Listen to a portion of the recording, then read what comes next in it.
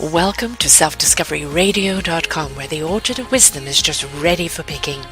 We celebrate your why, the journey that you've taken that inspires someone else. We support your services, we support your story. Come and be our guest, become a host, be an author with us. Come and see what we've got. Our next show is...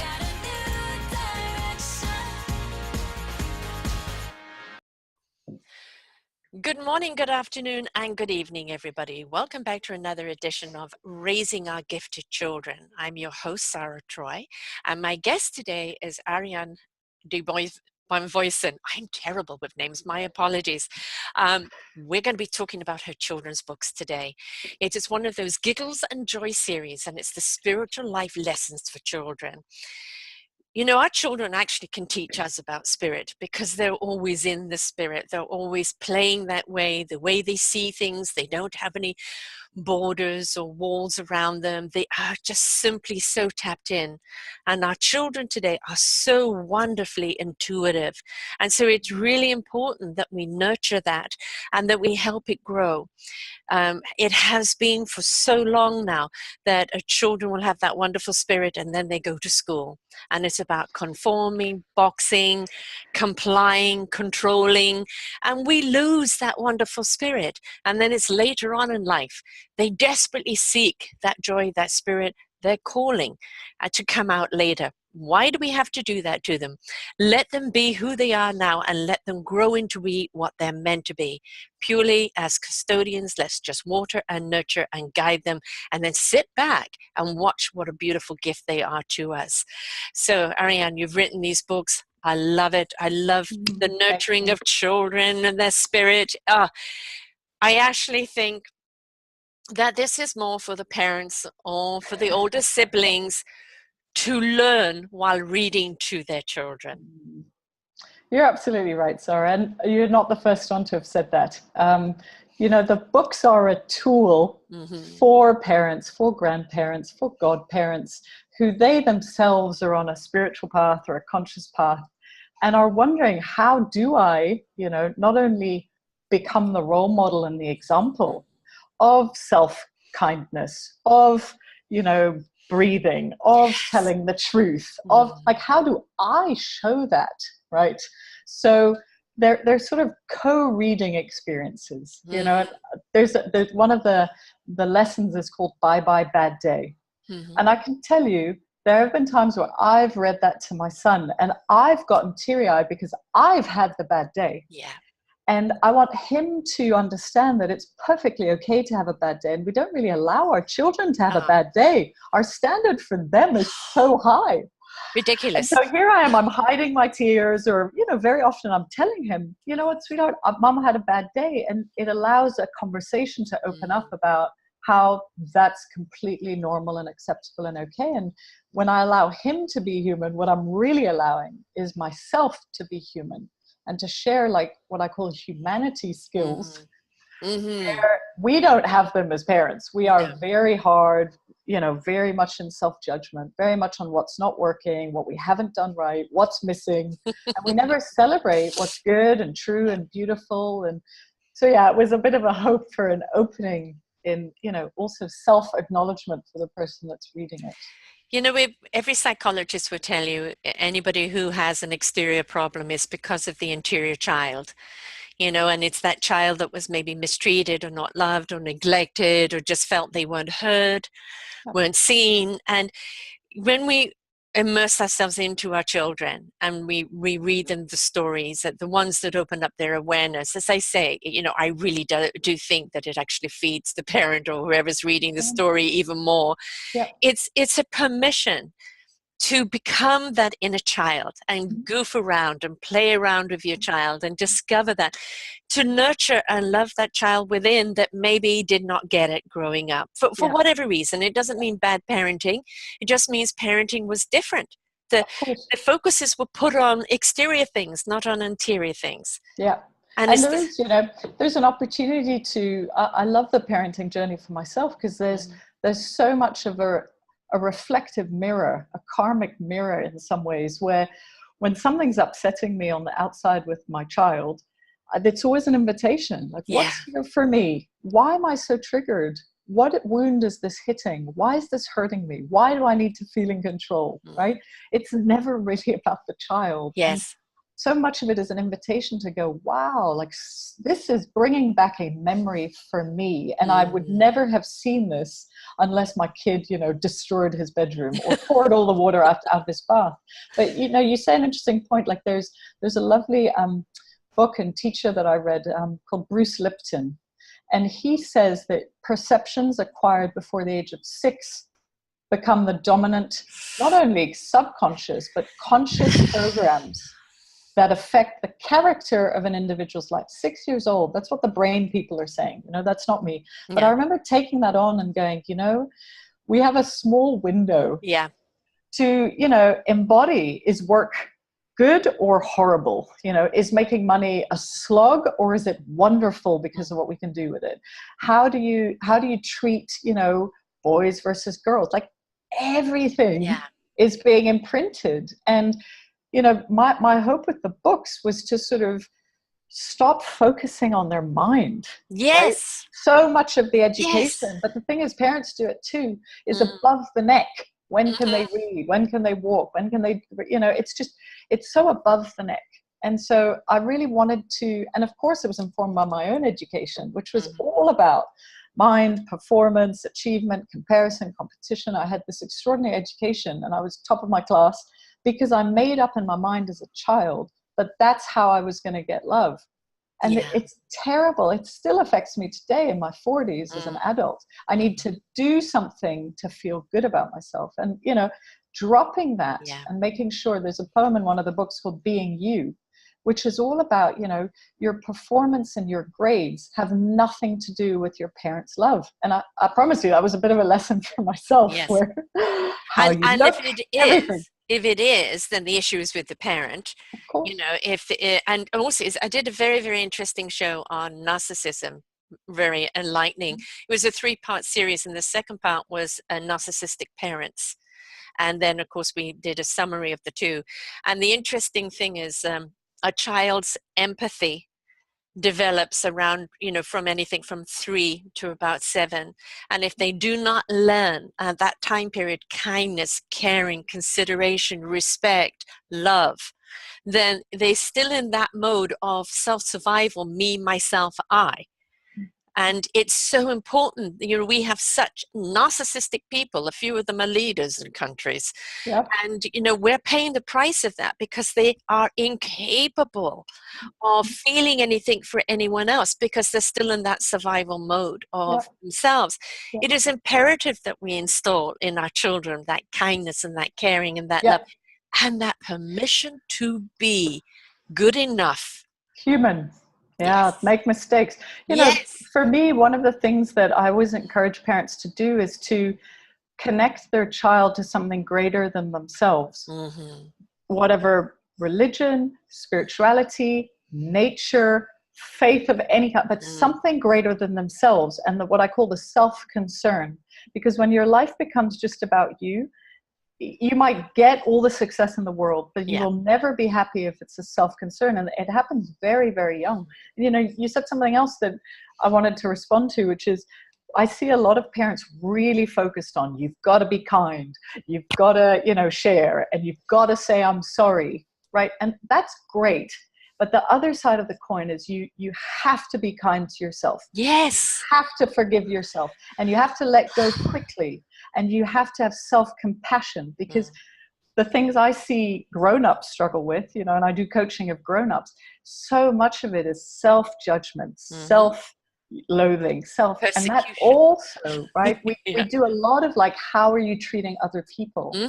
But the sort of self-hurting in whether it's with your own words, whether it's in whatever way, starts happening very young, where kids go, oh, not I did something bad, but I am bad.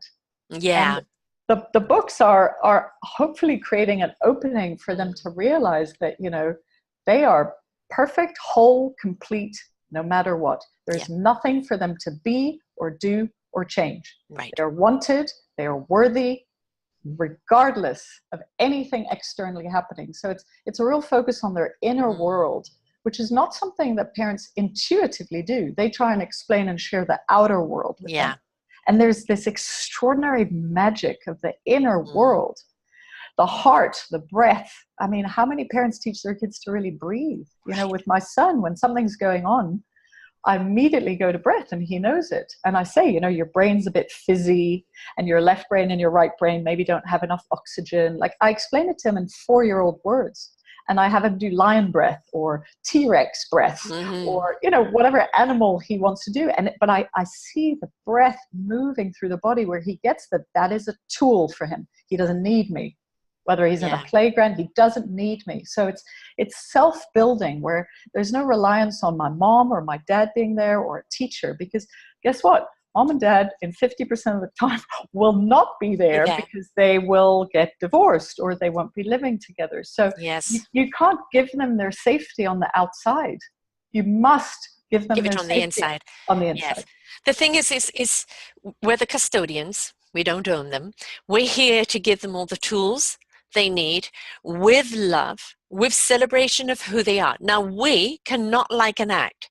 An act can be punished. You can't do that. That was unkind. There is always a responsibility for your actions, but it never should be that love is affected. You cannot dislike your child because of something they've done. You love your child. You dislike the action. Please make sure, if you are reprimanding a child for anything, that you never ever put it on, I don't love you anymore because of that. Never make the child feel unloved or uncared for. You're punishing the action, but it's holding them accountable for it. Don't exceed what the punishment is, because this is a lesson they're learning.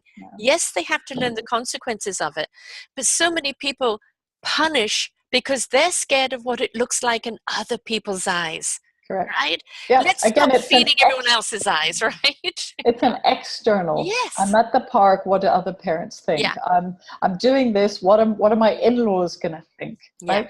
We're so externally looking for, you know, am I a good mom? Am I a good grandma? And that needs to be an inner barometer. You know, you bring up sort of the punishment. And I bring up this example because it's such a natural one to sort of realize that you're misguiding your child. A child age 2 or 3 or 4 starts deciding whether telling the truth is painful or a good thing. Right? So I'll give you an example. Metaphorically, I bake 24 cookies and I tell my son, you can have 1 cookie before dinner. Right? Because he can't wait and they're impatient. And he has 2 cookies. And I say to him, Everest, did you have 2 cookies? Okay, so there's 2 ways it can go here. Let's say he does not have an association as telling the truth is painful. And he says, yes, Mom, I had 2 cookies.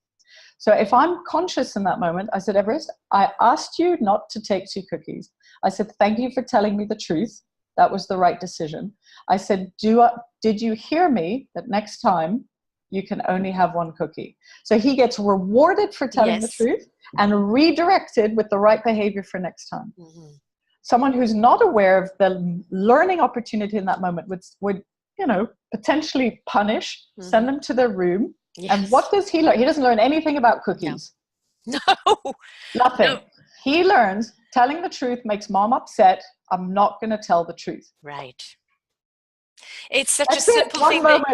Yeah, exactly. And you know, the thing is, we parent the way we were taught to parent, or we parent in the way that we wish we had been parented.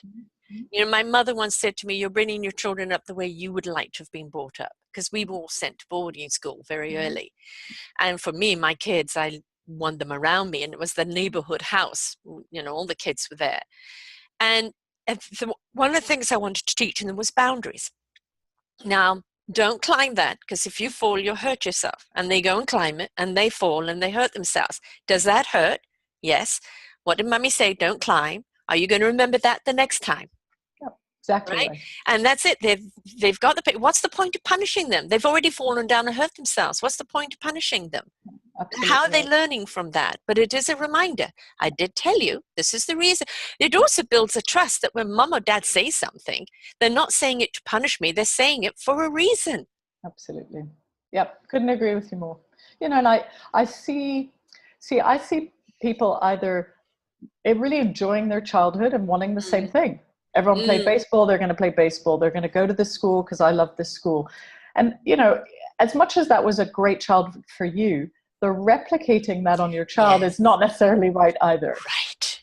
The other, you know, then people overparent, you know, which sometimes is, you know, I wasn't loved. My mom didn't show up at the playground, so I'm going to show up at every playground. Yeah. Which again, it's sort of, I always question, like, why are you parenting that way? Is it to make you feel better, right? Yeah. And there's the sort of intent behind it, because it could be different. You and I could parent in exactly the same way, but if my intent is from a place of fear of how my child's going to grow up in New York City, and your intent is like completely from a place of exploration, curiosity, and excitement, two very different paths. So why do you want your kid to go to private school? Who is it really for? Really, who is it for, right? And this education that you want this child to have, but really what they love is a buck hoe in the sand, and they really just want to work on big machinery. You know, do they have the designing ability in there to actually design a machine like that, or are they really designed to work that machine? And I think so often the evidence is in the child very, very young with what stimulates them. Now, sometimes today I want to be a rocket scientist, tomorrow I want to be a policeman, tomorrow I want to be that. And that's all exploration. You know, it's not make up your mind. No, explore. But you'll always find that there's something they keep going back to. And if we water that and nurture that, then they have a chance of exploring those opportunities where it takes them. Then you get the education that supports that. Not forcing them into an education just for the sake of it. Yeah. You know, there's a term that I always look at for myself, but also with kids, which is, so many of us are living to conform to the consensus consciousness. Right? You got to be safe. You got to help your child fit in, not fit out. Right? That doesn't even exist as a term. Don't be yourself. Right? If boys do this, my boy's got to do this, because the fear of being different and being out of the consensus consciousness, and in some ways, you know, the fear of rejection or abandonment. The child has no idea about the consensus consciousness, right? But the parent, and you know what? If we are funneling children to conform and fit into this current world, which we all know is broken and not working, we're going to get either very rebellious children or very good boys and good girls that are actually going to stifle their spirits. And most people are very happy having a good boy or a good girl. They did great at school, they're in a good college, they're in a safe job. They're not rocking the boat. Yeah. Right. And it's like, I always ask, it's like, how's the spirit doing? How's the heart doing? You know, you look at, unfortunately, the levels of depression, not only in teenagers, but in adults. And to me, you know, everyone always goes, well, it's mental health. And I go, it's spiritual health. Yes, We're in a spiritual health crisis. No one, you know, all these celebrities, they have every box ticked. How is the spiritual box doing? Like, really, do they feel like their life matters? Do they feel like they're doing something for their fellow human beings? Do they, like, that gets the spirit alive, right? And that can be brought up very young, you know? Like my 4-year-old loves noticing old people in New York City. I don't know where he gets this from, but he loves it. He says hi to them. He stops, he gets out of his stroller, he wishes them a great day. So there's a noticing, right? It's not just, he doesn't notice other kids. He noticed the other people. He noticed someone who's alone on a bench. And it's sort of, you know, it's sort of empathy. Building of like, I'm part of a world and I get to notice and see things. Yeah. But a lot of parents, you know, you ask most parents, if you and I did a survey, what is most important? Like, what do you most want for your kids? What are they going to say? Safety as a rule. They're going to say, I want my kid to be happy. Right. And you know what? I hate to be tough, but no, you don't. You don't want your kid to be happy. How much of your time and focus, day, weekend, evening, school, up until they're 18 is really focused on having them be happy? You're focused on them being educated, on them performing, on them being safe, on them doing what's expected, and on setting them up for life. That's not happiness. No. So happiness is not in first place. And it's No. very challenging when I tell parents that. And it's sort of like the invitation is always to go, well, on a scale of 1 to 10, where is it for you as a parent, as a grown-up? How happy is happiness high on my list, or is survival or performance or getting? Do you see? It's yes. like that's Yes. where. Well, it's a reflection, isn't it? I mean, there was a great ad a little while ago. I don't know if you saw it, but it was you see a kid around a table, kind of knocking back drinks and pretending to smoke and slurring around like this, and you go, "What's going on?" And then the camera draws out and sees the image of the parents being like that. It is the old monkey see, monkey do. Children are looking to you for the guidance. So how you treat yourself, how you treat others around you is an indication that is part of their lesson. That's what they're going to absorb. Yeah. So we have to be very, very mindful of what we are saying and doing, but most importantly, to self. Yes. It is actually my kids that taught me to look at myself. Mom, stop giving everything away. What have you got left for you? Yeah. Right. Yeah. And you know, kids, I mean, I'm amazed. Like I you know, another life skill that I feel as a category is so important are emotional skills. Yeah. And most parents do not make all emotions okay. You're right. And I say all emotions are okay. Yes. Even rage, even complete sobbing sadness for 3 hours. Yeah. All emotions are welcome. And it is so uncomfortable for parents who have never allowed themselves to go there. Right. That they shorten their emotional range. Yes. To I can handle this and I can handle this. But this is a no and this is a no. And you bring up children who shrink their spirit. Yeah. Because there is force and life force in the extreme positive and the extreme negative. Like I remember doing coaching and being allowed to be angry at things, at myself, at people, at my parents. And it was just like, oh, this relief. And it's like your child is allowed to be angry with you. Right. Really. Yeah. It's teaching them how to be emotionally tapped in without getting emotional about it. You know, the wonderful movie, The Inside Out. Yeah. And I was doing a lot of psychiatrists and psychologists at the time. And I said, have you seen that movie? You know, before the interview, and they've come back at me, we're using this as a tool because these emotions are all here for a reason. They're an indication of what's happening. So you must pay attention to it so you know how to resolve it or how to respond to it. If everything is suppress, what's going to happen? You know, explosion. Exactly. Yeah. At some point it's going to give. Yeah. And to me, you know, the emotions are, again, they're really tied to getting children into their body.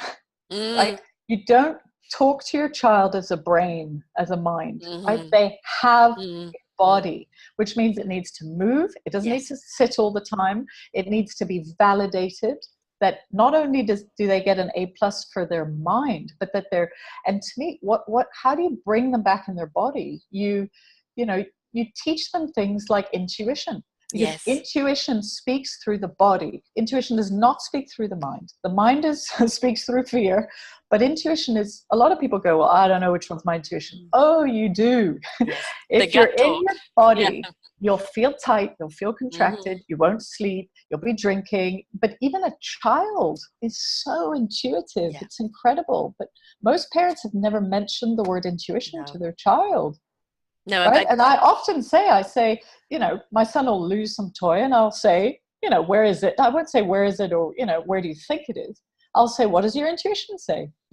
And I can see it. There's like a little bit of a stopping of, you know, oh, I think it's probably under the bed or wherever it is. But activate the intuition very young. It's there. And that's when they get that they have something inside of them that has answers. Does not depend on mom and dad being at home or being together. No. Doesn't depend on their age. No.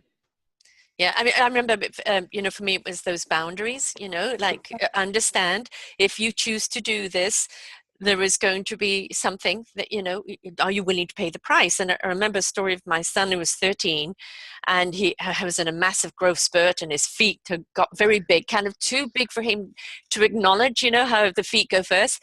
And he was swinging on this big hook on this top of this ravine, and he got on it, and he knew he wasn't sure-footed, and he wanted to come off because his instincts told him don't do it. And somebody said, well, my girlfriend can do it. Are you a wuss? So ego got in the way. It ended up him falling down the cliff and breaking his femur in half and waking up in a ravine with his leg behind him. And it's like he knew he should have listened, but the old ego got in the way. And I think that's something actually we really should look at with children. There's the time to be proud, but there's also, where is that barrier where it gets into the ego? And I think we impose ego on them. They don't really know what ego is at this point.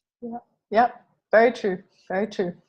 I mean, I see it all the time. Like, you know, we in our family, we validate each other for trusting our intuition. Yeah. We have a ritual at night over dinner where we ask a different question. And one of them is, you know, how did you use your intuition today? And it could be really simple. You know, we have one, it's like, what did you try and you failed at today? To allow failure to be there. Yes. Or another one is, what do you love about yourself? Which is amazing, because for a 4-year-old, it's such an easy question. Yeah. Oh my God, I love everything. I love my nose, I love my hair, I love my face. It's like everything is loved. Yes. You know, and I'm looking at, when does that change, right? But I'm also looking at how difficult it is for me to come up on a regular basis with things that I love about myself. Right. We're not allowed to love things about ourselves. We're supposed to have problems, things to fix, things that aren't good enough. Yes, and brought up that way. I mean, I was a very sickly child, and school was not something I did well in. I missed so much of it. So that it was always, she will never succeed because, you know, like, hope she makes a good marriage. You know, I know that she hasn't got the education. Also a very spiritual person. So it was a little bit, maybe there wasn't enough oxygen at birth, you know. There was always something there. Yeah. But on my spiritual side, I knew I was completely whole and trusted that. The human side took 50 odd years to get to a point where I could love it enough to make it part of the whole, because it was still trying to replace, you're not good enough. And now it's like, as Popeye would say, I am what I am, right? Yeah. And I'm not everybody's cup of tea, but I'm somebody's cup of coffee. Yeah. And, you know, it's such a misperception, because in some ways, you know, the not good enough program, it's in every human being on the planet. And then, you know, by whose standards? Yeah. It's not good enough. It's not pretty enough. It's not young enough. It's not rich enough. It's not filling something enough. It's the enoughness it's missing. And then as humans, what we do is we create all these strategies, control strategies, safety strategies, perfection strategies, to feel good enough. But the thing is, we never do, because we've never taken care of this. So this is trying to mask it, hide it, protect it, have it go away. And what we do is we keep accentuating the strategies instead of just looking at this. Why is this here? Unclench yourself. Yes, let it free. When did this get instilled in some ways? You know? Yes. And that's so really important, is that what we've got to do is forget about blame and also forget about shame. You know, we're brought up by people who are mimicking how they were brought up. And maybe they think they're more revolutionary in their tactics to their parents. And I know I was a lot more revolutionary than my parent, but my kids will probably be even more so with their kids. And the whole point is that they're willing to do something different. They're willing to say, that doesn't feel right. That doesn't sit with me. This doesn't make me feel good. So why am I imposing it on my child? Yeah. And I think that inner permission and dialogue with self is very, very important, because we've got to remember what we are imposing, that insecurity, that not worthiness. And it's, some people have a child and think, you know, now I'm worthy, I'm a mother, right? And then you soon realize that you still feel inadequate. Absolutely. Right? And that inadequacy has to be dealt with, even more so because now you've got this child you're responsible for. Yeah, absolutely. And, you know, I think what's so important with parents to understand is that there's no right and there's no wrong, right? You and I could have had the same kid and brought them up in a beautiful way in two very different ways. Yes. So it's not about conforming, and it's not about doing it in a particular way. It's sort of your child will reflect back what's working and what's not working. Yeah. And so when you yourself are willing to do the work, that's when things start getting easier and more peaceful. When you want to fix your child and educate your child will not have any of it. Right. You know? Well, we've got to stop doing the exterior and take care of the interior. If you're not taking care of the core, and just look at the core of anything, your nuclear plant, anything that needs a core. If the core is faulty, you are looking at a disaster that's going to happen. Yep. If we do not take care of our core, then what we are doing is imposing the exterior. And we know that a good inner core will always make a good exterior. A bad outer core will always make a troubled interior. Yep. So we can't avoid it. It doesn't matter who we are, how old we are, where we are in our life. The stuff we've got to go and resolve, because if we don't, we pass it on. That's exactly right. And, you know, it's the main intention why I even wanted to put the books out. Because, you know, some people are like, oh, you should take the word spiritual off the cover. No and way. I was like, oh, no. Like, I feel one of my callings is to put it on the cover and not make it a bad word and not make it a word that people fear or attach something to. Because, you know, to me, boosting your spirit is about boosting your life force, your connection, your heart, the energy. It's either flowing or it's not. Like, you know, humor, appreciation, gratitude, compassion. Like, no one's got a problem with any of those words. Right. Right. Yeah. Which is what these books are about. And I wanted to sort of, you know, so many times you see it in a lot of religions. You say mind, body, spirit. Right? You see it in the Christian religion, you see it in the Jewish religion. I've seen it on buildings in New York City. I've even seen it in school. Mind, body, spirit. Okay, we're doing a good job with the mind. We're doing a pretty good job with the body. The body's getting more attention in terms of what to eat, what not to eat, sugar, gluten, you name it. What are we doing with the other part of the triangle? Right. Very little. And nobody's even talked about the soul, which is your divine essence. It's your, you know, it is that intuition where that comes from, that then speaks to the heart resonance and goes to the spirit in action, and the mind will know what it needs to know when it needs to know it. We've got to understand there are 4 key personalities. There's 4 parts of us: the soul, the heart, the spirit, the mind. Yes. And we have to operate on all 4 of them, all 4 cylinders. A car, who is a 4-cylinder car only operating on 2 or 3, you'll go and get repaired. So why are we only operating on 1 from the mind, which is data? And it's data going in, data going out. And I guarantee you, if you're trying, I was a people pleaser all my life. And I never pleased people because everybody wanted something different from me. It's too hard to keep up. You're being torn to pieces, left, right, and center. And then you feel a failure because you're not pleasing them, because what they want from you is not you. It's what they need from you, but it isn't what you are. And so when you step back and start embracing yourself and being who you are for yourself, wow, what a difference it resonates from there. But it does require people not to blame themselves or blame the parents, but to stand up and admit, you know what, I do have some core issues I need to take care of. And that doesn't mean you're faulty or you're broken. It just means there is something that needs to be nurtured. Yeah. You know, I'm writing down the word self-responsibility, because self-responsibility is the core of all learning, all growth.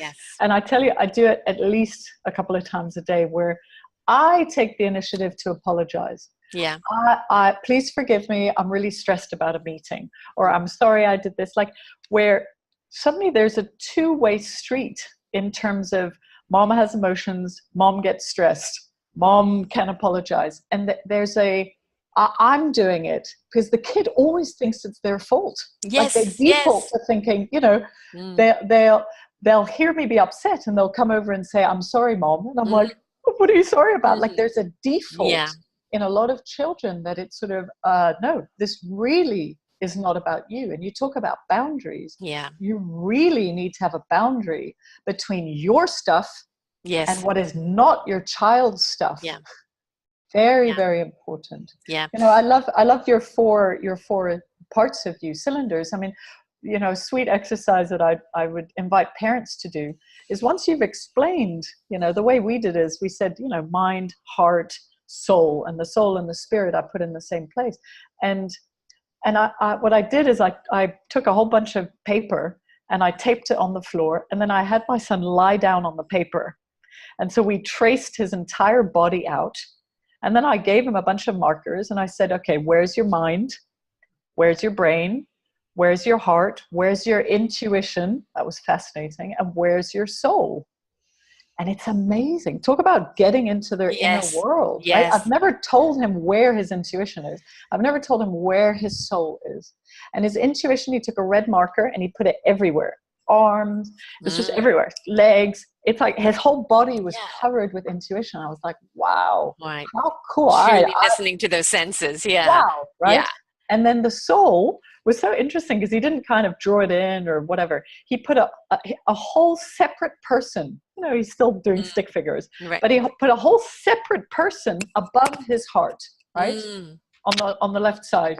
And I was like, wow, what's that? He says, it's my soul. And I said, wow, it's like a whole separate you.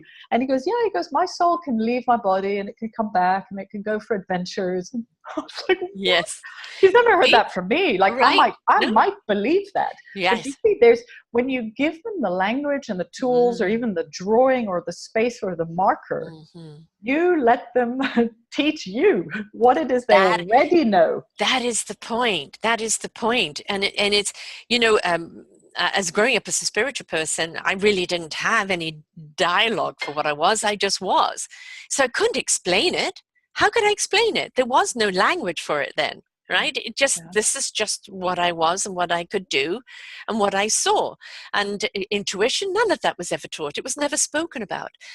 But, you know, it's interesting. I've interviewed scientists who now say, we're getting it. We understand the people that live in a spiritual realm are resonating and vibrating at a higher frequency. Yep. Exactly right. And they have now got the measurement of it. So they actually understand you're not talking it, you're doing it, you're being it, right? And at that higher frequency, you're inviting love, but you're also inviting a calmer equilibrium. So it's really interesting that they're beginning to get it, yes. One thing that gets my coat, you've got people like Oprah Winfrey and so many others talking soul talk. And it's becoming, you know, people are hungry to listen to it. It's awakening, it's permission, it's an exploration. And then you go and take a TV show that anybody that talks spirit whatsoever is suddenly kumbaya and a little hippie and woo-woo. And it's like, please get real. Please get real. And that, for me, is just religious doctrine interfering. And when you actually understand what spirituality is, and I love what the Pope says, I don't care what faith you are, as long as it's based in love and kindness. Right? And love and kindness is living in that spirit. And I see, you know, when I hear the woohoo or that it's too out there or you're going to have to tone it down or, you know, remember you're talking to a mainstream audience. Like it's funny what I'm told before I have to interview or coach or whatever. I always remember that those comments are coming from a place of fear. They're coming from a place of, I don't understand. That's not me. If it were to be me, it so threatens my identity as part of a tribe, politically, religious, or my family, that I cannot even go there. And so there's an immediate pushback. And so when I hear that from that frame, there's a lot more sort of peace. I don't need to convince. I just need to shine bigger and brighter and bigger and brighter so that their heart is moved. Not their brain. Their heart is moved. Their inspiration, they're inspired. Actually, Oprah did an interview with somebody. And, you know, what I loved about watching her is her coming into her spirit very publicly on her shows. And she said that they did the show once where they were talking about spirituality, and she noticed the audience were just retreating more and more, kind of disengaged, eyes glazed over, heads looking down. And she stopped the show and she said, hang on, okay, what's going on here? And it's like, you know, are we not speaking to you? He's, I don't understand what you're talking about. And that's the thing, we have to understand this is new phraseology. It is a new energy. It is a new language that we're speaking here. So what we have to do is introduce it in a little bit in a translation, all right, of what it means. And allow people to absorb that, because immediately, especially if you're talking spirituality, people think it's an attack on a religion. Yeah, absolutely. They think it's an against. They don't think it's a side-by-side or Right. an enhancing, Yes. these books exist side by side with any faith. I've tested them with Right. people all around the Mm-hmm. world in every continent, and no one is upset by them. Right, exactly, It's because it's a core message of love, exactly. right? And love transcends all faiths. It is what faith is about, is love. Yeah. And just people put a different label to it, whatever pattern they're following there. It's really, really interesting that what I have discovered in life is that people are all asking the same thing. They may be pretty well all saying the same thing, but they're all saying it in a different language. Yeah. And And language, can be such a connector and a yes, disconnector. Like it is one of the primary ways when I'm listening to people, I'm listening to their language, because it is informing how they think about things. yes, And children don't have it as much. If I asked a bunch of kids, what does the word spiritual mean, they'll either have heard it from their parents, or they're going to make it up by themselves yeah, from something else, right? yes. And that's where I'd like to invite everyone to get to, which is make it mean what you consciously choose. Yes. Spiritual is not yoga, and it's not white pants, and it's not Crocs, and it's not Om necklaces, and it's not people chanting, Yeah. and it's not people who have no money or who are Right. poor, or Exactly. Yeah. it is where are the people that have a foot in both worlds, that are wealthy, have children, drink wine, have sex, are fully spiritual, fully committed to their path. There's a need to integrate, because right now people see them as two different worlds. I know. It's a consciousness that you're in. And really, if it's a consciousness that you come from heart, where you just simply do not wish to harm anyone else, when it is about celebrating and supporting one another as a community, the village to raise a child, we've lost that. We need to bring that community of raising our children. We need to be that community of supporting each other through whatever we have to weather, because we've all got storms to weather. And we also need to do it without judgment and step into love. Everybody is entitled to make mistakes or wrong decisions or go down a wrong path. That is in our redirect how we find our right path, how we find our meaningful purpose. And we need to be there to help people on that journey, not condemn them, imprison them, or pass judgment on it because of it. I think, the level of sadness, depression, and loneliness is so high because of one reason, because of separation, ultimate separation. And it's separation from self, separation from something above, biggest divine connection, and separation from others. Those are three big, big things to be separate from. And the average person is separate from all three. Right. And that is depression, pre-suicide, everything else. And teenagers totally cut off from self. Yes. They feel judged, rejected, not part of the others community. And no way, even if they did have a spiritual connection, they're going to be in the spiritual closet, because that's not cool. It's not cool. And it might take them 5, 10, 20, 40 years to come out of the spiritual closet and get back to, something what that they were intricately and naturally right from the beginning. That's the point. I mean, we're so busy trying to change people to what I call the Barbie and Ken image, and it's like, have we not seen how societies around the world are broken down? Would this not actually mean that the path that we've taken and dictated on is not the path we should be taking? Can we not see it in the evidence? Our kids are not happy. Right. They're not happy. Well. They're disconnected. They don't feel they belong. They don't know what opportunities are presented for them. They've never been celebrated for what they are or what they can do, only about their grades or their image or how they exceeded at sports or all of that. And it's a whole lot of codswallop, folks. Our children are our gift. They are our future. And how, if you're tending to a garden and you don't water it and you don't weed it and you don't nurture it, what happens? It's exactly the same with our children. And the more we love, nurture, water, guide them in the earliest of days, they will have the tools to weather their own storm. Yep. And they will have a sense of self-awareness, because kids are growing up very dependent on other people, on education, on whatever. And it's like, and then when that is removed, there's a panic. They don't know what to do. You know, it Google. took me, yeah, Google it. Google it. Exactly. You know, it took me to my early 30s to actually ask myself the question, because I'd never been asked, what do I love? Like, what do I want to do? You know, I went down the safe path. I went to business school. I went in the corporate world. I went into finance. I went into media. Like, I did everything that was expected of me. And at 30, 32, and I got engaged to the right guy that was expected for me, right? He ticked all the external boxes. And at 32, I remember waking up going, I have literally everything the world has told me to go after. And I'm really empty, disconnected, empty, not happy.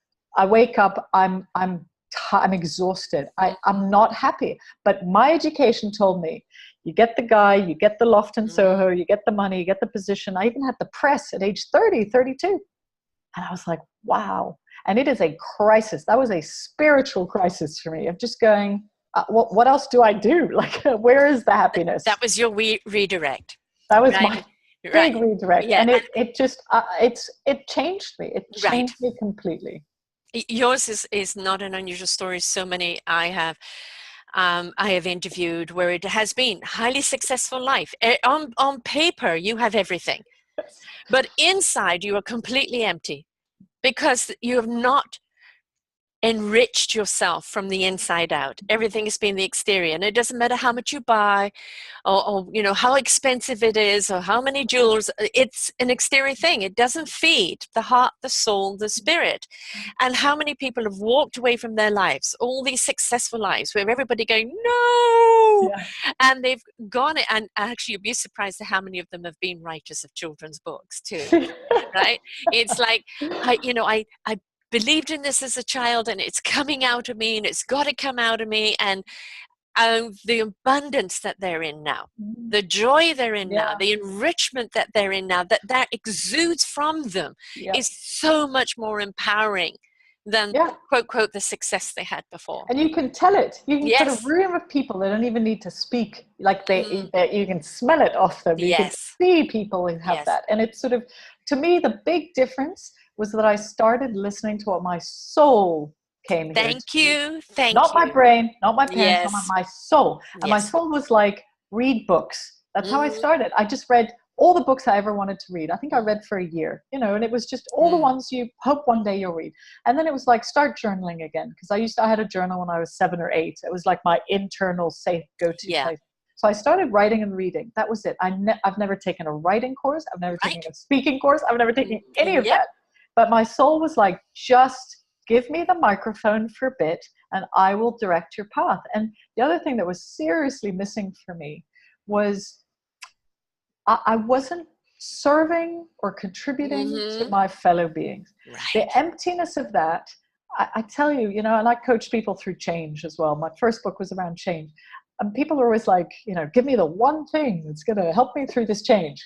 People in this country like the one quick fix and the one quick thing. And to me, I usually say to you, I say, one, start taking care of yourself. Because when you're in a period of change, your health is the first thing that goes out the window. And you need yourself to be fully functional. And that's, you know, sleep, eating, drinking water, exercise, whatever it is. But the second one is do something for someone else. It is the quickest path to feel better and get through your super important change. And I don't mean that in a disrespectful way. No, I'm there. You are connected to a whole world. Who else is going through a hard time? Who needs a call? Who needs an email? Send them a card. Go visit them. And suddenly you're back in relation. You're back in connection. And it's amazing. It ignites your heart. But the spirit is, you know, it appears like we all have like these separate spirits. No. All of our spirits are connected. And it's like, how much do you want to feel and let that in? You and your little spirit and your little life, guaranteed suffering. And it don't go, well, what are people going to think? Or what's the biggest impact I'm going to have? Just simply go and do.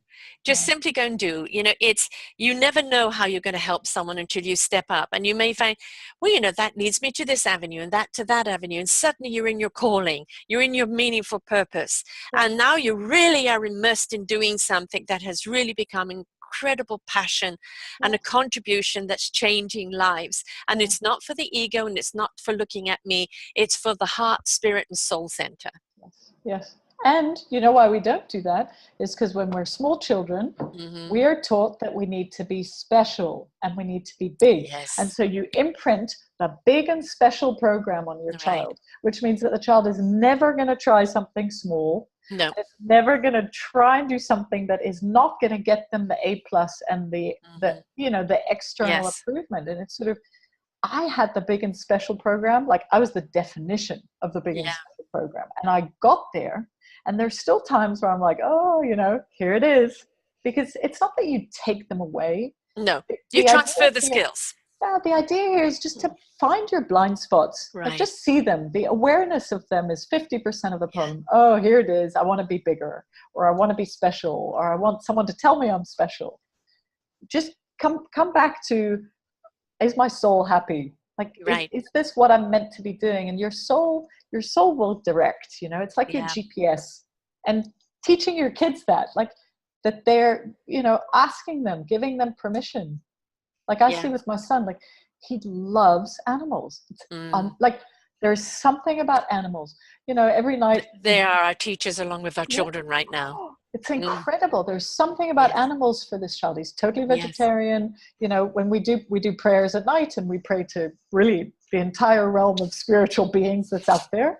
But I always say, who do you want to say a special prayer for? And it's such an interesting question as a parent, because it'll tell you what's going on with your child. We're always trying to find out what's going on with your child. And so, he was praying for the kids in the cave in Thailand. Right. And then he prays for dogs. And then he prays for homeless people. And then he prays for, it's a really interesting sort of invitation into their inner world. I've always had kind of the round table, dinner table. And so for me, it was about meals of conversation. Over a good meal, we have a good conversation, and we talk about the day. And it's, you get the, Mom, what's a homosexual? And you've got to face that question, right? Yeah. And you obviously do it within what they're going to absorb. But you never do it with shame, or you never do it with, they're different. And but you never do it with you trying to have them think a certain way. Yes, exactly. And it's always about making sure that we embrace each other's differences. And, one Thanksgiving, or was it Christmas? I can't remember. I had a Jehovah's Witness, a Jewish person, and a Muslim person all at the table. And they said, we didn't think Christmas was like this. And I said, Christmas for us is about a celebration of love. And everybody went round the table with what are they grateful for right now in their lives. And it became, that was more of the feast than the food, right? Being able to celebrate. And I think this is something we've forgotten to do, is we've forgotten to share. Right. And because we're waiting for that judgment to come back instead of being open and honest. And if you get to that point where you can share and you're not going to react to what what comes back at you, then, it's still got to hurt now and again with some people what they can say. It's the closest ones that are always the hardest ones, aren't they? Yeah. Right. Yeah. But the closest ones are the ones that put the buttons in the first place. Yes. Right? And so they know where your buttons are. But the truth is, it's your responsibility to remove the button. Yes. So it can't be pushed anymore. Yeah. Yes. And I remember saying with my family, look, this is my path. This is what I do. If you don't comprehend it, that is okay.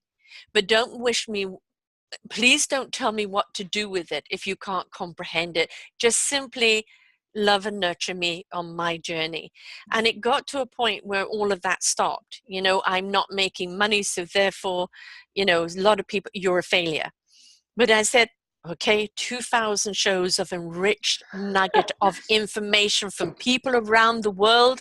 I would say we have an orchard of wisdom here, ready for the clicking. And that to me is a huge achievement that can't be matched by money. Though money can come down and give me a challenge on that. But the thing is, it's when you do something from the core of you, from the heart of you, that really means something. I started off with a little radio show. Yeah, I read about you. And it just grew on its own because I loved sharing these stories Yeah. and showing people, embrace your redirect, embrace becoming who you are. In that enrichment of you, you now serve others and shed light on them. It's up to them then to take their own journey. All you can be is that inspiration, to be Yes. an invitation. And this is what we need to be to our children. Yeah. They're a light to us to remind us about our inner child. Yeah, yeah. But They we will need to tell you. reflect back on them how beautiful they are. Yeah, they will tell you every day how you're doing, not how they're Yes, doing. right. Yes, they are And you know so what? incredibly To wise. not, and don't, I'm a big believer that, these souls, they appear to be in 2-year-old, 4-year-old, 8-year-old bodies. Mm-hmm. But I remember there was a big breakthrough for me when I started allowing my child into my life, right? As opposed to me being in his life. Yes. It was a big breakthrough, and I allowed him to understand that I had a big meeting that I was worried about. And suddenly it was like, oh, okay, or that I was upset about an email, or that something had like, I'm in an appropriate way where it's not just me on him, Yes. but he was also allowed to help or contribute. And I tell you, I've been amazed at the ways this child has helped me, not because he's a special child, just because Right. I've asked him Yes. for help, right? And it's like the things that come out of the children, they're amazing when you invite them to not, don't sort of Have package an them. opinion. Have an Exactly. opinion, Yeah. Yeah. I mean, It, it's this whole thing of children should be seen and not heard, we actually should be listening to our children because they're making more sense than we are. yeah, absolutely. I had And the ideas that they have, I it's know. incredible. I know. I had a 9-year-old who's written a book. It's 365 days of gratitude with a positive attitude. And I thought, oh, how am I going to interview this 9-year-old? Yes. And I was blown away at, the simple things. And this is thing, don't we like to highfalutin to make things so complicated? Aren't children wonderful at bringing it down to the simplicity? Well, if you're not happy, then why don't you go and find something that's going to make you happy? Hello? How difficult is that? Why do we have to get so complex about that? Yeah, yeah. Right? But I found, I look at recently, my son has been looking for hearts or the word love every day of his life, right? Since we've been in New York City. Now, you wouldn't think living in New York City that there's a ton of hearts and a ton of love. On average, my son spots, I'd say between 4 and 5 every single day. In a restaurant, on someone's shirt, on a cab. Like, it's incredible. Yeah. He is looking for love. I never told him to go look for it, but I planned to make a little book out of all the love and all the hearts that this 4-year-old found. But here's what happens. I go to work this morning, and of course, I spot 3 hearts because now I'm tuned. Yes. And so I'm not tuned on how hot the subway car is, or how smelly the person next to me is because it's sweaty, or like I'm tuned to looking for hearts. And when you let your child teach you, like part of my prayer with Everest in the evening is, thank you for being my son. Thank you for choosing me to be your mom. Thank you for teaching me. He's heard this. And he knows that he is a teacher at whatever age. And it's giving them permission, giving them a voice. And the books for me, and we read one of these things. I let him choose whichever one he wants at night, and they choose the one that they either most need or the one that you most need. Yes. What does mommy need to hear tonight?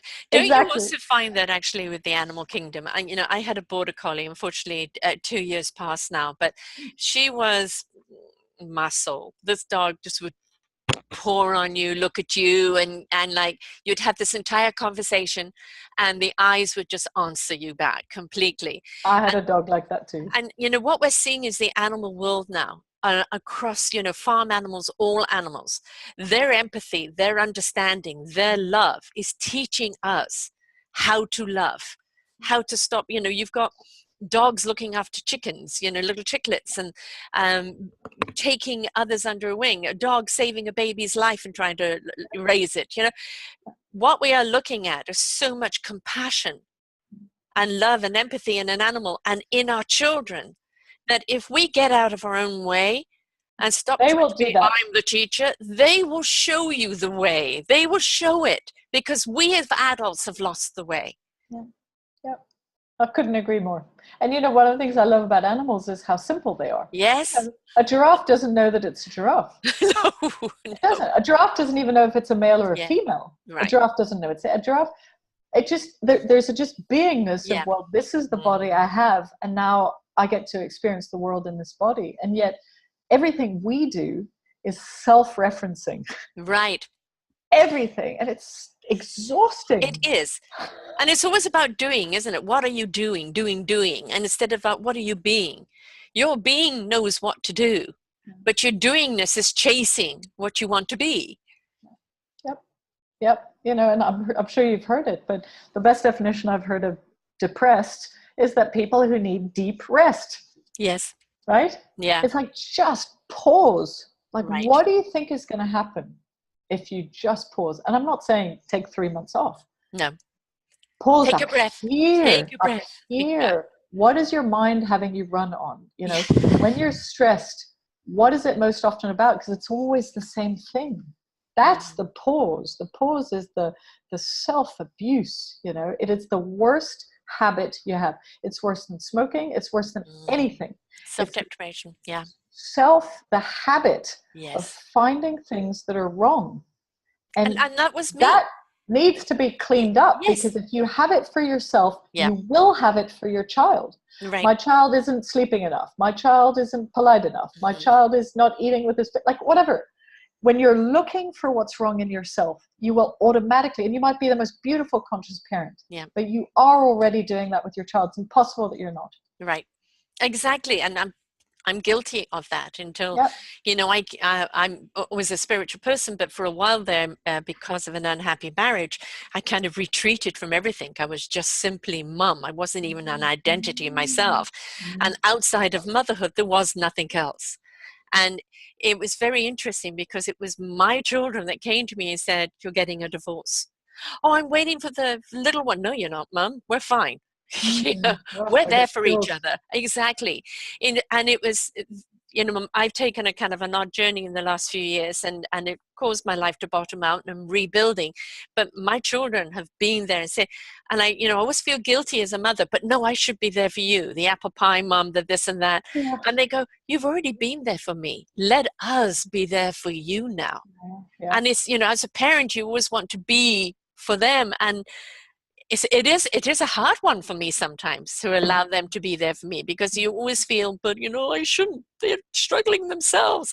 But it's their way of giving back, and I must not interfere with that. I'm writing 2 words. One is, if you don't have self-care, your child will not take care of himself or herself. And so there are times where I'll come back and I'll say, sweetheart, I've had a long day, I'm tired, I need grown-up time, I'm going to sit on the bed for 15 minutes. And he gets it. If I slog and I get in the room and I'm depleted, the impact on him, he's going to go, why is mom so depleted? Why is she not happy to see me? Why doesn't she want to color my you know, Lamborghini? Like, it doesn't make any sense. No. What makes sense is you owning the fact that you're disclaimer. Just using your voice. Again, they're so wise. Yeah. Like, use your words. And the other thing is, you know, there's research that has been done. It always surprises people. I think it was Harvard that did the research, where they looked at what was the most important thing for a child to be happy. And it wasn't for the parents to stay together, and it wasn't for education, and it wasn't for it wasn't for the things that you think parents are killing themselves to give their give their kids. It was for each parent individually to be happy. Yes. Yes. How am I doing? Am I happy? Yes. That's how I'm going to be a great mom. Have I stepped into self-love? Because in that self-love, I can share that love in honesty, in authenticity. Right? Because as a parent, you give that love. I was giving it at the point of depletion and wasn't saving any for me. And I had, you know, piranha around me that was sucking it out of me as well. And that's why I bottomed out, because I wasn't giving it to me. Because somewhere along the line, sacrifice, you must servitude, you must give, give, give, you don't deserve. And it's like, whose damn voice is this anyway? I don't want to hear this anymore. Yeah. Where does it come from? And sometimes it comes from a past life that you didn't rectify. And so if it doesn't fit you, and it doesn't fit the way you've been brought up, it's something you're carrying from you from another lifetime. Yeah. Go and get somebody who can deplete that for you and start changing the dialogue. Yeah. You know, I like it. If I, you know, my husband and I, we have a good arrangement this way where if I go out with my girlfriends, you know, most people be like, I don't have time or I don't have this. Like, I want my son to see that I have girlfriends, that I have friends, that there's something I want to do, and that I have a life, and that I'm whole and complete, and he is a part of it. If he thinks that he is my life, the burden and the pressure on him to sort of, oh my God, like I am the one that makes mom happy. Like that is the last thing you want on my child, on your child. Like, and I say this, you know, I say this to men all the time. If you need to go on a golf trip with your guy friends, that's what you do. That it'll be more impactful on fatherhood than you doing the sacrifice and playing with your kid and doing whatever. Like, you need to follow, because again, it's your soul going, how full is my bucket? Right. And we come to our kids very depleted. Not their fault. Not their fault. No. Fill up your bucket, back with your kid. But you're showing your kid an example of that there are times to say no to something because you need to go and replenish yourself. And, you know, it could be this, it could be that, it could be whatever it is, but that mommy does it this way, daddy does it that way. Sometimes they go and do it together. And that's okay, because how am I going to look at what replenishes my bucket along the way? Because it's not about you doing things for them. It's teaching them to do things for themselves and showing them the right tools, the right attitude, the right gratitude, the right sense of purpose and love from where it's coming from. Put that in their toolkit, in their little backpack, and put them on that journey. They will know how to meet people along the way that also can help them. Because as I said, we're the custodians. We don't own them. We're here to let them go, but with the right knowledge and the right love on their way. You know, one of the things that I've felt is very important to teach children is to give them a framework as to why some people act bad. Right? So, you know, they hear things, they hear news, they hear things in the playground, they witness things, and then there's shootings. I mean, the entire gamut of it. Yes. And, you know, when you label that boy as bad or that action as bad, you get them nowhere. You get them nowhere. When you label that as that person must be feeling so bad about something, or themselves, or something's happened at home, or they're really upset about something, or they don't have a mother, or they lost, you know, this thing, like they have a framework for understanding why that person bullies the child, right? Why that person, you know, hurt someone. Like, give them a framework for understanding that people who are acting, not are bad, are acting bad, are feeling really bad about themselves. And I mean, with Everest, when I go, what do you think they're feeling so bad about? And then I hear the menu of things that could be feeling bad, you know, where now you're building understanding, compassion, empathy, as opposed to the world is unsafe, people are really mean, there's lots of bullies, there's lots of things that are going to happen to me. Suddenly it's like, this person is suffering. That's very different than this person is a horrible person. And what can we do about it? Sometimes it's just simply smiling at someone. I see you. I wish you a good day. Sometimes it might be actually writing a card or something nice and giving it to them. You know, I'm there for you, or I see you. One of the big problems, I think, with humanity is that half the time we feel unseen, unheard, you know, unimportant. You know, I say place importance upon yourself, because that importance is your own beautiful light coming to be. It's very different to self-importance, though, which is then derived from that insecurity, from that trying to be something you're not.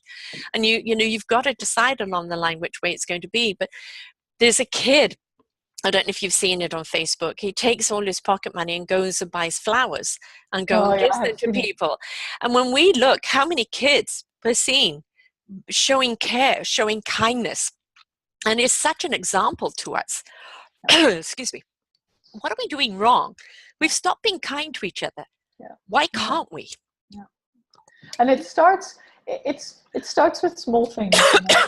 Like I feel, you know, for us, Thanksgiving or like any of the big holidays, we very often either make something or even just buy something, you know, treats, and we go around looking for people to give, you know, a chocolate to or a cookie to, or, and it's sort of, you got to start doing that young. Yes. You've got to do that young. You know, even with us, if he receives a new toy, or if at a birthday party, or if he buys a new toy, he must give another toy back out. Like there's a replacement. And, you know, having him grow up in South Africa, it was very easy. He got a toy. He had to go into his bedroom and pick a toy, not a broken toy, but pick a toy.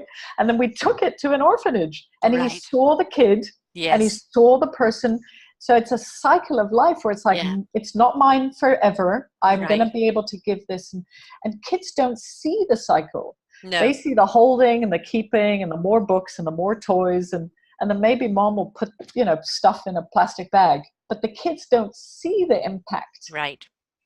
And so just involve them in the circle of life. Yeah, I mean, actually, if you think about it, Princess Di did this with her sons, and look at what they're doing today. I mean, they're completely the new royal family. Their contribution to their charities and what they do, they're interactive with them, and that came from her. It wasn't just a wave pass through. It was about being there and, you know, kind of really immersing yourself. And when we see that, you know, we go, yes, you know, because every single one of us, I don't care on what level it is, you will know what level it is and what it is that you have to contribute.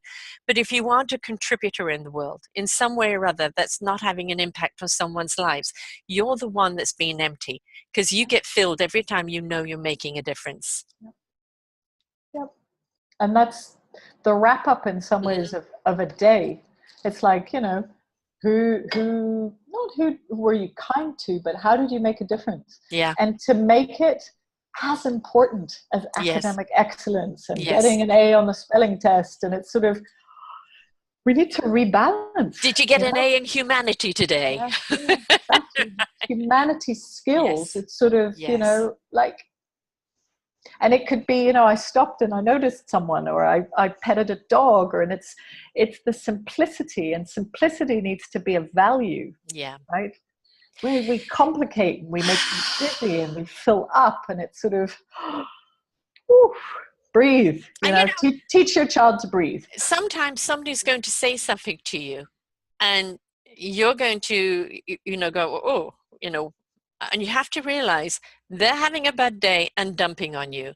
You can put that barrier up and go, sorry, I'm not accepting that. You know, wish you love. I wish you a hug. But that's my barrier. I'm not accepting that. And to teach our kids that sometimes it's not directed at you, but you still don't have to accept it, but you can give it back with love. Yeah. You know, there's one of the poems in the You Are Loved book is called Grown Ups. And it's giving children a framework to understand grown-ups. Why do grown-ups come home after work and are grumpy? Right. Why are they tired? Why they're on their phone the whole time? Why is mommy upset that, you know, like literally the whole thing is called grown-ups because no one's ever thought about teaching them how to understand grown-up behaviors.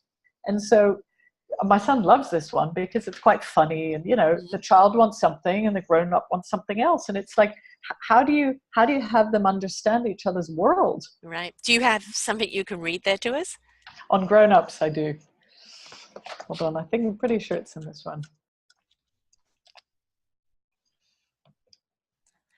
Here we go. This is from the You Are Loved.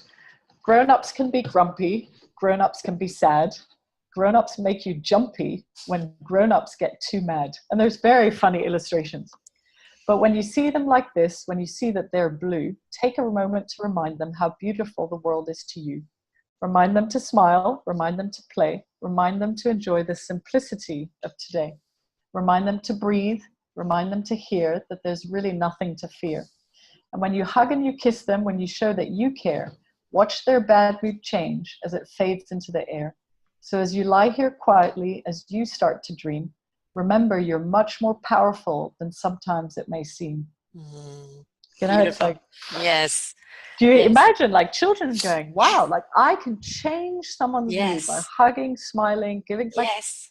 wow, the power that I Yes. have, little tiny person I am. Right. You know, the only difference between these beautiful little ones and us is that we've just got a few more years of experience. But when we're looking at that soul and that spirit, they're generally much fuller than we are, because somewhere along the line we've let the plug out or we've had a leak. And, Right. you know, if we allow them to show us how to find where the leak is, plug it up, get rid of what's in the bathtub that you don't need, and fill it up with, you know, bubbles, you will actually find that they will show you the way. It's not all about what you're doing for them. It's like, what are they doing for you? It's the same with Yeah. an animal. What does that animal do for you?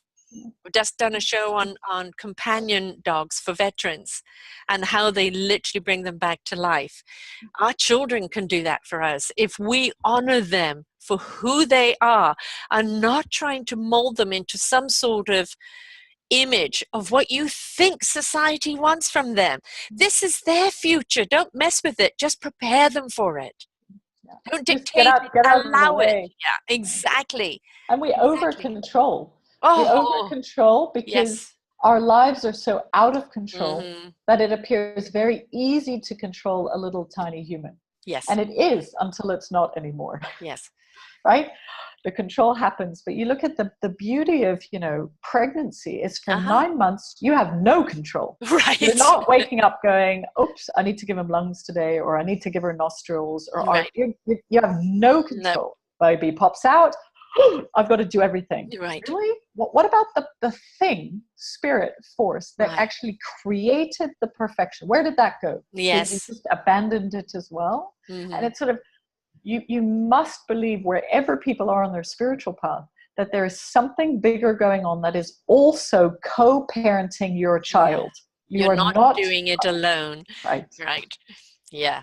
And the thing is when you know, put the Dr. Seuss book away, you know, you learn more from sharing stories with other parents, Yeah. you know, than you do from all of these manuals, which are mostly written by men, not women.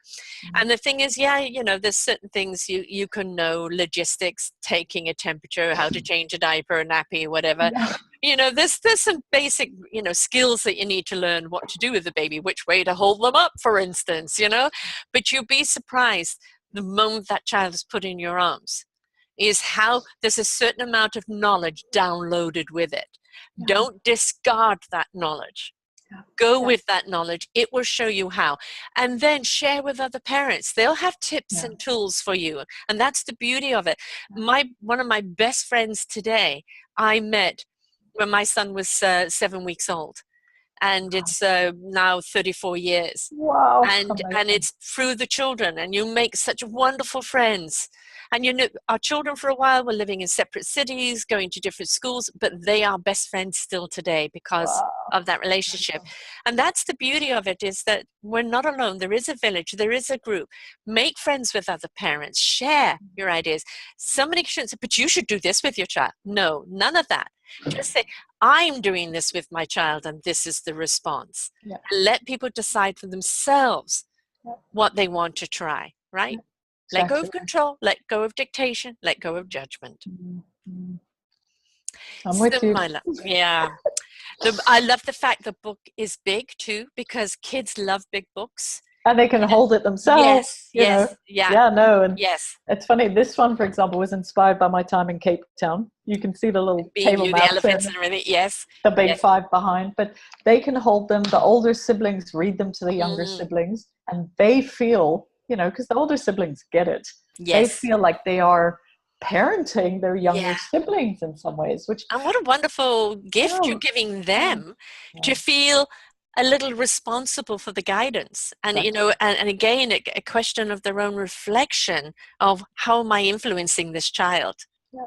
right? But it's a different sibling, you know, it's a different sibling connection where it's yeah, sort of, you allow one child who knows how to read to sort of, in some ways, be a buffer against the right. grown-ups sometimes. Yes. You know, I'm with you. I get you. I see you. Uh-huh. I know who you are. I'm a little closer in age to you. You're right, exactly. I've got over here, because I'm in transition and just in a room before I find where I'm meant to go, which is still not being presented. But on the wall here, I have a whole load of pictures. And one of them is of my son lying on the couch with his probably month-old sister on him. And he's just given her engagement party, which he catered and did everything for. And, you know, and although my other daughter is so far away, but there's still that bond, that closeness between them of being there together, and that they will be there for each other at the drop of the hat whenever they need to be. And no, it's just so wonderful to see that. And it's important, I think, that it's okay for your siblings to be different from you, to seek different things, and to explore that with them. That's their journey. This is your journey. Share your journeys and support each other and learn from each other. And that's a gift that you're giving to each other. And parents, get out of the way and let them bond. Yeah. Right. And also see, you know, because a lot of times siblings, it's always focused on, well, what's different about them? He's good at this, she's good at that, she's funny, he's whatever. You know, when you talk about their spirituality, it's actually something that's the same. Yes. Right? The same thread. You've got to focus on what's beautiful and good and true and the same sometimes, as opposed to, oh, I'm not the, you know, mathematical one, but I'm the creative. Like, no. Like, that's why, you know, the need to bring up the spirit into the conversation. And let them be goofy. I mean, my kids used to dress up and put on plays with us, along with my friend's children. She had 3, I had 3. They would get together with all sorts of things, wigs, clothes, because I always had those dress-up clothes, and put on an impromptu play. And of course, it was always be silly and everything else, and get us parents laughing, right? And they were just having such a gas doing it. And this is what was so wonderful, is that through that creative expression, we weren't embarrassed by anything. Oh, sorry. No, it's be silly, be goofy. Put on, you know, Queen and We Are the Champions, and everybody dance around, you know. We do a lot of Queen here. We've got a microphone. Yes, exactly. We've got every type of instrument. Yes. Like, you know, for people who are like, you know, I have no idea how to start, I would say start with music.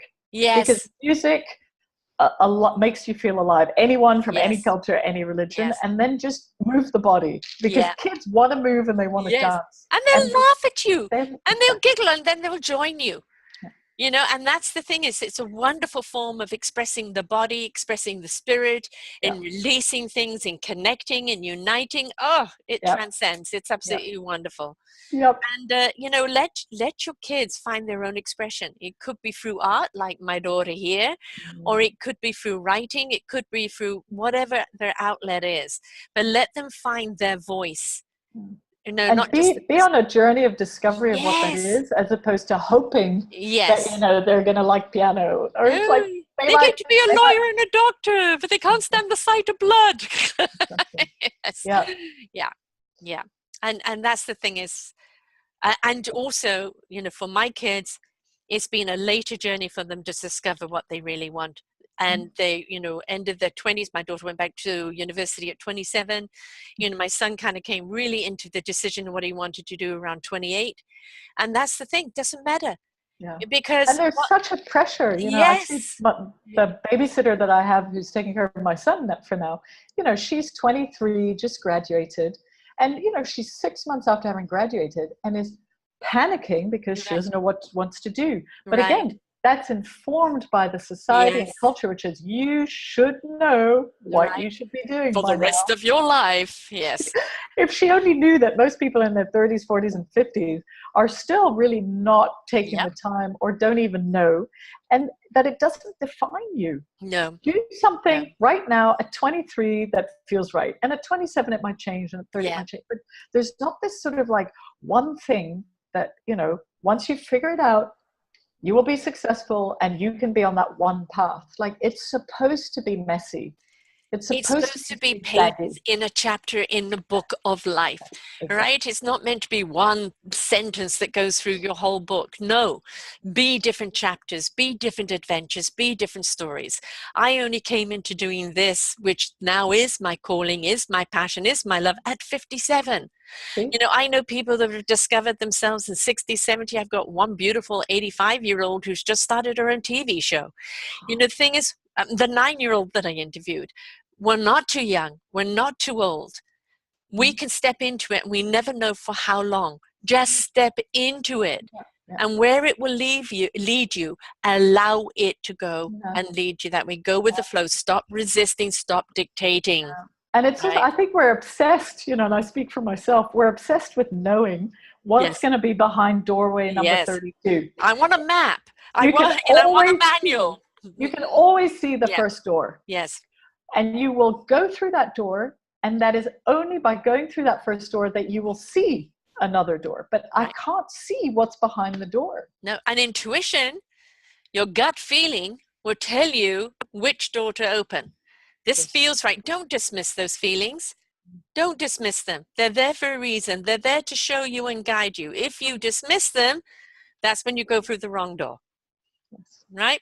And you know, even if you end up in a cul-de-sac, or end up, you know, going into something I really didn't, all it was for you to go and pick up a lesson that you can take with you on your life, right? Absolutely. The only failure I see is if you don't try. Yeah, I always say that all decisions are reversible. Yes. All decisions are reversible except for having kids. So treat your kids, you know, with the utmost sort of care and love and respect, because every other decision, you can change careers, change husbands, change gender, you can literally change anything. Yeah. And you're not here to change your kids in an image of that you don't have, but you would like them to have for you. No, they're not here to live your life. They're here to live their life. And let's just guide them on that journey. And please just stop, sit, watch a child at play, and realize in that spirit, you wish to look at your own life. And what can you do to find your way back to it? Yeah. You know, I saw my last little personal story I'll share. I was at the sprinklers here in New York City, near the Natural History Museum. They're these giant sprinklers, and it's blazing hot. And, you know, all the kids have their swimsuits on, including my own. And I have a summer dress, but I'm blazing hot. And it took me about 10 minutes. I'd been there half an hour. And I'm looking at all of this. There's not a single parent anywhere near the sprinklers. And I thought, why is that? Like, really? Why don't I have my swimsuit on, and why am I not in the sprinklers? Right. And of course, Everest was like, Mom, do you want to come? Do you want to come? And I thought, you know what? Hell yeah. Yeah. And I walked right into the sprinklers, fully dressed. Yes. That is the influence my child has, right? I probably wouldn't have done it if I was with you and another grown-up. But my child was like, Mom, come, it's hot. And I was hot. And I walked home soaking wet in my summer dress. And I was like, that was one of the best memories I have of being with my son, one of the best. Yeah. And all it took was for me to drop the grown-ups don't do this. My hair is going to be wet. My dress is going to be wet. Like, none of that mattered. No. But that, my son allowed the child, of course, I was dying to go into those. Yes. Exactly. Yeah. And this is the thing, is that if we only lived our lives in that spirit of that joy of the moment, we only have the now. Nothing is promised for the next now. But the now that you live in is also planting seeds for the next now. So if you want a better now in the next now, then make sure you're nurturing this now. Right. No. And, you know, I have a lot of parents who are like, oh, my God, my child's 7. I've made every mistake in the world. Doesn't matter. Right now, your child, you. That's all that matters. Yep. Conscious choice, conscious decision. Can you feed them differently? Can you have an evening ritual? Like, right now, your child is so malleable. Your child is so forgiving. Yeah. Your child is so, you're not forgiving yourself. Right. Your child is so forgiving. Mm-hmm. I look back on my parenting, and there's a hell of a lot of things I wish I hadn't done. I wish I hadn't reacted. I wish I hadn't been so wounded, because I realized I passed that wounding on, you know, and it took them to turn around and love me for me to learn to love myself. Right. But the thing is that we all got through it. We all stepped into it, and it's never too late. Yeah. When you've got a teenager that's not being loved, or, you know, in that, it's going to take more work. It's going to take more love, and it's maybe going to take teamwork. But the bottom line is everybody wants to know they were loved enough for you to want them around, no matter what age. Whether you've got a 95-year-old parent with a 75-year-old child, they still want to know, did you love me? You know, did you really want me? It doesn't matter what else in life, because bottom line, that's what we're all looking for, isn't it? Yeah. Mm. Well, my love, we could carry on talking. Yes, we could. But the titles of each one of the books and how people can get hold of them. Yeah, so Giggles and Joy, the first one. You Are Loved, it's the second one. And Being You is the third one for now. There's another one planned, so we'll be in touch about that at some point. They're on Amazon individually or as a gift set. A lot of the times I recommend people get them just as a gift set, whether you're a godparent, whether you're a grandparent, whether for a baby shower. It's sort of, it sort of spans, there's 8 poems per book, so it spans 24 different life lessons: patience, self-love, diversity, safety, you know, joy, prayer, like the whole breathing, taking, you know, telling the truth. So Amazon, and then Giggles and Joy is the website, Giggles and Joy. And anyone is that who wants, .com? it is .com, gigglesandjoy.com. You'll see lots of parents who have said what they love about them, or what the favorite poem for kids. And then me, any personal work, personal journey, parenting, coaching, anything that I can help with. My website is arianestudio.com. That's ARIANESTUDIO.com. Wonderful. And I love hearing from people. Like, this is a real passion project. Yes. It's really, it comes through me. I feel like I'm an instrument, and I feel like I'm informed by my own journey, my own experience. You're the village, right? Bringing people back to the village, right? Come on, let's share together. Yeah. And, you know, I can just think of a parent that, you know, when that baby's in you for that 9 months, you always, oh, am I going to be a good parent? Or is this, that, you know, you go for all of those things. I imagine even reading these books beforehand, and then deciding this right from the word go, before you're even born. This is what I'm going to say to you. This is how I'm going to approach this right from the word go. Oh, I love that. I've never thought of that. What a beautiful head start. And because reading to your child and playing music to your child before they're born, you know. I've played music. You speak to your child, you pray on your child, but sort of informing them in some ways, you know, they've come from all of this knowledge. They've come from this perfection. They've come from this wisdom, whether you believe that or not. And it's sort of letting them know that them taking physical form is not going to stop that. You're not going to cut that off. They're not going to have to veil it off. What a relief for a soul. What a relief to kind of go, oh my God. I can't wait to meet the whole of you. Right. They see what gift you bring to the world. And I'm not going to interfere. I'm just going to nurture and guide. That's it. And I think we take so much pressure off ourselves if we realize it's not here to have the perfect child. That's the child's responsibility, but it is for us to nurture them as perfect children, so they know what light to follow, what to step up into being. Because a child is a sponge. And if a child ends up being neurotic, hateful, bullied, or bullier, it is because of the programming they've got early. So if you start them off with that love, embrace the spirit, celebrate everything they are, show them the boundaries, you know, obviously the repercussions, because we all have those in life, but show them, let them hear they are, and yes, you can, far more than no, you can't. Yeah, of course. Yeah, find yes things, find yes words. And, you know, just start really being gentle on yourself as a parent, because your child needs gentleness. You know, and I say that really with a deep breath. It's sort of like, be gentle on yourself. Let yourself make mistakes. Let yourself be human. Let yourself have a bad day. Like that's where everyone like relaxes. It's not a sort of, what does this family need? What are the rules? What do we need to achieve? What, like, all that stuff's going to happen, but it's like, be gentle. Like, stop being, you know, superwoman. You already are super as a woman, but you're not meant to be the superhero. You know, you have a spouse, hopefully, you have extended family, or you make friends with people with kids, and you're there for each other. And if your kids know the good days and the bad days, and it's not their fault, they then, mommy, I'm having a bad day today. Yeah. And what can I do to help you better? I just need to be alone. That's okay. Yeah. I'm here if you want me. And Yeah. they learn to manage those feelings, because we don't prepare them for those feelings. We keep preparing them for success. You've got to get it. The goal. Well, the goal is to be happy. And if you're in a sad day, that's okay. It's a loving, nurturing day for yourself. All right, be kind to yourself. That's what your body's telling you. That's what your soul is telling you. And tomorrow will be a happier day. Yeah. Right? Permission to be, not dictation of what you society wants you to be. Yeah. So all is welcome here. Yeah. All of you is Yes. welcome here in this family and in the world. We're not going to ask you to cut anything off. Right. I think that's my son coming. Okay, so it is time to go. So it is gigglesandjoy.com. All right. And please reach out, get these books. What a wonderful gift to yourself, to the people you're giving them to the child.